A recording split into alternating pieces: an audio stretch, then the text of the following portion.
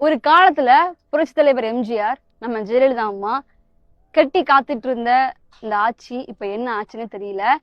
Hi மக்களே, எப்படி இருக்கீங்க? நான் உங்க மீனோ பண்ண சுபி. என்னடா நம்ம சுபி அரசியல்லாம் பேசுறான்னு பாக்கீங்களா? சில விஷயங்கள் நம்ம பேசிதான் ஆகணும்னா பேசிதானே ஆகணும். இப்போ இந்த 2026க்கு அப்புறம் நம்ம தமிழ்நாட்டோட அரசியல் பார்த்தீங்கன்னா ஜியாகிரபியே மாறிடுச்சு. ஒவ்வொரு கட்சியும் ஒவ்வொரு நிலைப்பாடுகளுக்கு போயிட்டாங்க.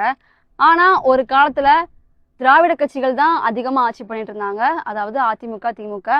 அதுல நாங்க ரொம்ப பெரிய கட்சின்னு சொல்லிட்டு இருந்த கட்சி இப்ப என்ன ஆச்சுன்னு தெரியல, அதுதான் அதிமுக.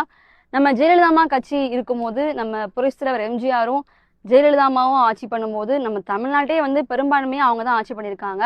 அப்படி பண்ணும்போது அவ்வளோ அழகா நம்ம ஜெயலலிதாமா வந்து கண்ணுக்கட்டு தூரம் வரைக்கும் எனக்கு எதிரிகளே இல்லைன்னு சொல்லும் போதும், உங்களால் நான் உங்களுக்காக நான் சொல்லும் போதும் அவ்வளோ போல்டா ஒரு பெண் சிங்கமா வந்து ஆட்சி நடத்திட்டு இருந்தாங்க. ஆனா அவங்க இறந்ததுக்கு அப்புறம் எடப்பாடி பழனிசாமி யார் கையில காலையோ விழுந்து ஏமாத்தி எப்படியோ ஆட்சியை பிடிச்சி ஆட்சிக்கு வந்தாரே ஒழிய அந்த ஆட்சியை எந்த அளவுக்கு வந்து மேல கொண்டு வந்தாருன்னு கேட்டா ஒண்ணுமே கிடையாது. கிட்டத்தட்ட 11 தோல்வி செஞ்சிருக்காங்க.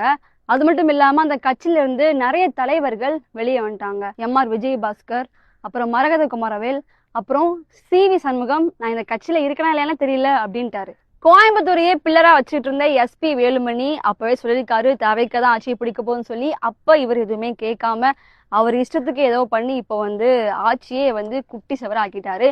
இப்போ அதிமுகவோட தொண்டர்களோட மனநிலைமை எப்படி இருக்கு அப்படின்னா, ஒரு பக்கம் இவரும் ஜெயிக்க மாட்டாரு, நம்மளும் எந்த அளவுக்கு நம்ம முன்னேற போறோம்னு தெரியல, இந்த கட்சியில இருக்கணுமா வேணாமான்னு தெரியாம இப்ப இருக்க அரசியல் பத்தி தான் ஜென்சி கிட்ஸ்ன்னு சொல்லி அப்புறம் இன்ஸ்டாகிராம்ல அந்த மாதிரி போயிட்டு இருக்கு.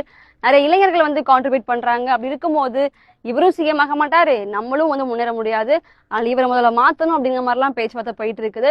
சோ இதை பத்தி நீங்க என்ன நினைக்கிறீங்கன்னு மறக்காம கமெண்ட்ல சொல்லுங்க. பிக் பாஸ் மூலம் பிரபலமான சுபிக்ஷா தற்போது பகிர்ந்துள்ள ஒரு வீடியோ சமூக வலைதளங்களில் பெரிய அளவில் விவாதத்தை கிளப்பியுள்ளது.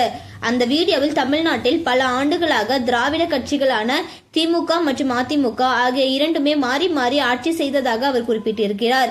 மேலும் ஜெயலலிதா மற்றும் எம்ஜிஆர் காலத்துடன் ஒப்பிடும்போது தற்போது எடப்பாடி பழனிசாமி தலைமையிலான அதிமுக பலவீனமாக இருப்பதாகவும், கட்சியில் பல நிர்வாகிகள் மற்றும் ஆதரவாளர்கள் வேறு அரசியல் கட்சிகளில் இணைய தொடங்கியுள்ளதாகவும் அவர் தனது கருத்தை வெளிப்படுத்தியுள்ளார். அது மட்டுமில்லாமல் கட்சிக்குள்ளேயே தலைமையை மாற்ற வேண்டும் என்ற எண்ணமும் அதிகரித்து வருவதாக அவர் அந்த வீடியோவில் பேசியிருக்கிறார். சுபிக்ஷா இந்த கூறிய கருத்து தற்போது சமூக வலைதளங்களில் ஆதரவும் எதிர்ப்பும் பெற்று வைரலாக வருகின்றன. இந்த விவகாரம் குறித்து உங்கள் கருத்து என்ன? சுபிக்ஷாவின் பேச்சை நீங்கள் ஏற்கிறீர்களா?